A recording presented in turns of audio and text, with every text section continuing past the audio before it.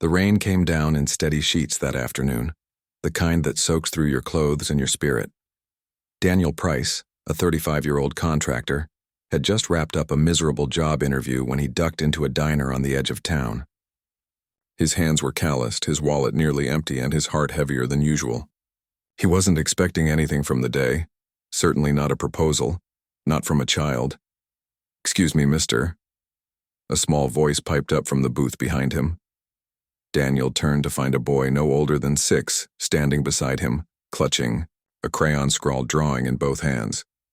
The picture showed a smiling woman, the little boy, and a stick figure holding both their hands.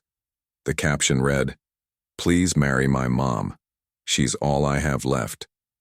Daniel blinked, unsure if he was hallucinating from stress or if this was real. Before he could say a word, a waitress hurried over, scooping the boy up into her arms. "I'm so sorry," she said quickly. "Charlie, you can't go up to strangers like that."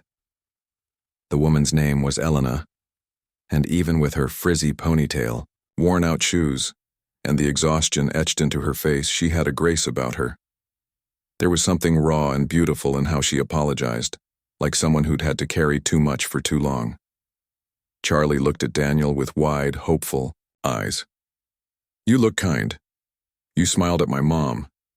You looked lonely too." Daniel didn't know what to say, but something inside him cracked open.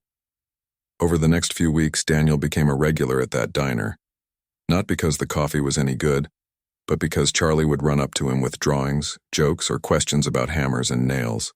Elena remained cautious. She didn't let herself believe in fairy tales. Life had taught her not to.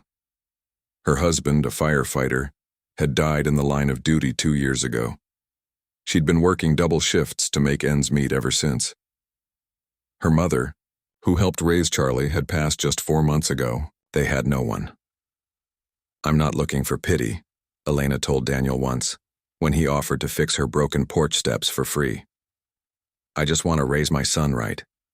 Make him feel safe." Daniel nodded, his own voice tight. "I know how that feels." He'd lost his fiancée to cancer 3 years ago, never had kids, never thought he could open his heart again. But something about that little boy's brave ask and his mother's quiet strength stirred something in him.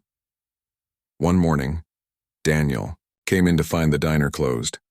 Lights off, chairs stacked. His stomach dropped. Later, he found out from a neighbor that Elena had been evicted. She'd been staying in a motel on the highway with Charlie, trying to scrape enough together for a deposit on a studio apartment. Daniel drove straight there. He knocked. Elena opened the door with surprise and embarrassment all over her face. "You didn't have to come," she said, blinking back tears. "We're fine." Charlie ran up behind her, eyes lighting up. "Did you think about it, Mr. Daniel? About marrying Mommy?" Elena flushed. "Charlie." But Daniel got down on one knee, not with a ring, not yet, but with something better. "I don't know what the future holds," he said softly, "but I know this. I want to be part of yours, both of yours. Not out of charity, out of love." Months later, they married in the same diner where it all began. The owner closed the place down for the day. Charlie wore a little suit and stood proudly beside Daniel at the altar. He'd drawn a new picture, now framed and placed near the cake table. 3 stick figures again. But this time, they were holding hands in front of a little house, with a sun and the words, "Now I have a family." Sometimes it's the most broken people who love the strongest. And sometimes, a child's hope is what men's hearts adults thought were beyond repair. Daniel didn't come looking for love. Elena had stopped believing in it. But because one little boy was brave enough to ask, "Please marry my mom," a family was born. And in a world that often forgets how to be kind, kindness made something unforgettable. Love doesn't always knock. Sometimes it walks in with crayons and hope. And when it does, all you have to do is say yes.